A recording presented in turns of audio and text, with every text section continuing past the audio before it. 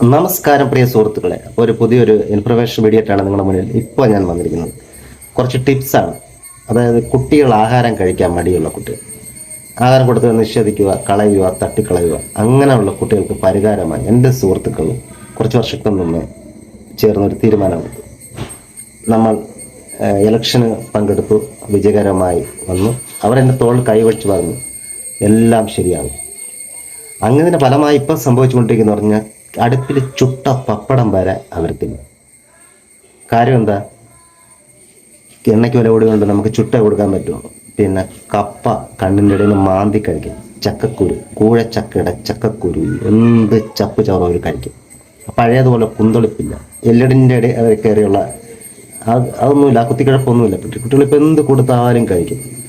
അത് ഇപ്പോൾ നമ്മൾ നേരിടുന്ന പല പ്രശ്നങ്ങൾക്കും ഈ സുഹൃത്തുക്കൾ നിർദ്ദേശിച്ച ഈ മാറ്റങ്ങൾക്കാണ് കാരണം.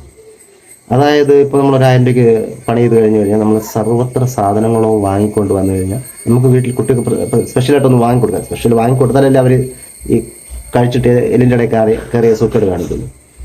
അപ്പോൾ എൻ്റെ സുഹൃത്തുക്കളായ അവർക്ക് നിങ്ങളൊരു ഹായ് കൊടുക്കണം.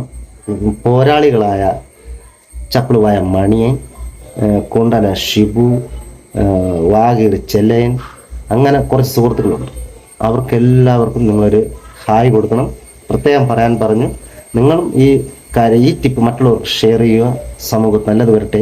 പിന്നെ ഞാൻ എന്തെങ്കിലും ആരെയും വേദനിപ്പിക്കുന്ന രീതിയിലല്ല, എല്ലാവർക്കും ഒരു ഇൻഫർമേഷൻ വേണ്ടിയാണ് തന്നത്. ആർക്കെങ്കിലും പോരാളികൾക്ക് നൊന്നുണ്ടെങ്കിൽ ക്ഷമിക്കുക. സാധാരണക്കാരൻ്റെ പ്രശ്നമാണ്. അപ്പോൾ അവരെ പ്രശ്നത്തിന് പരിഹാരം കൂടെയാണ് ഈ വീഡിയോ. നിങ്ങൾ മാക്സിമം ഷെയർ ചെയ്യുക, മറ്റുള്ളവർ എത്തിക്കുക. Okay, by.